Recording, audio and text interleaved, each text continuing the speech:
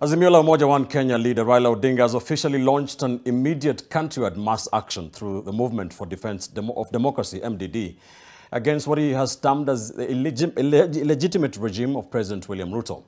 Odinga says the countrywide demonstrations will culminate in a massive mass action in the capital on the 20th of this month.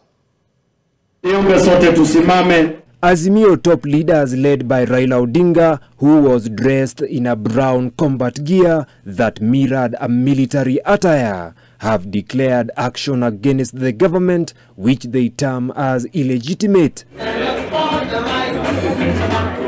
Odinga says the failure by President Ruto to act on conditions by the opposition, Kenya is now ripe for the People's Movement for Defense of Democracy through countrywide mass action. Starting today and now, we hereby declare the official start of a countrywide mass action. Invoking these provisions of our Constitution 2010 to launch a massive, peaceful, and I repeat, peaceful movement of defiance against an illegitimate, reckless, heartless, incompetent Kenya Kwanza regime.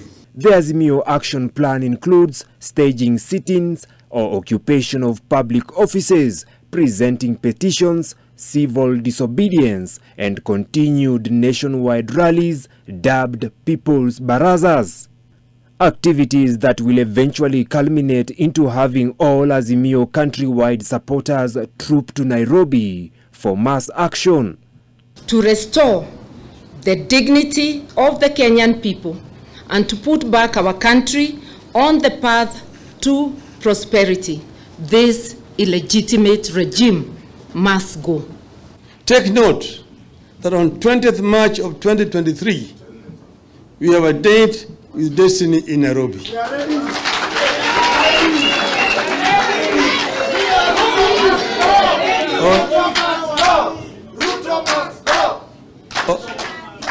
On that day, our supporters throughout the country shall stage a massive procession in Nairobi for a legitimate and inclusive government.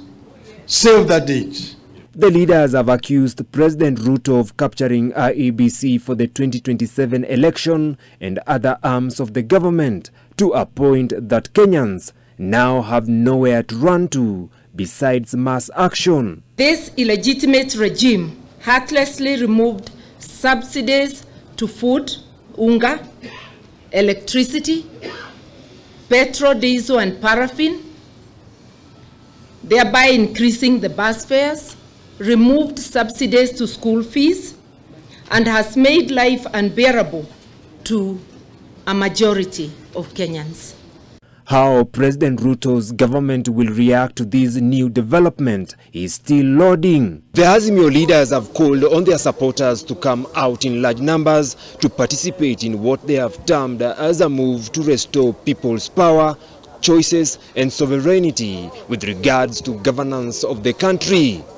Vincent Odur, NTV, Nairobi.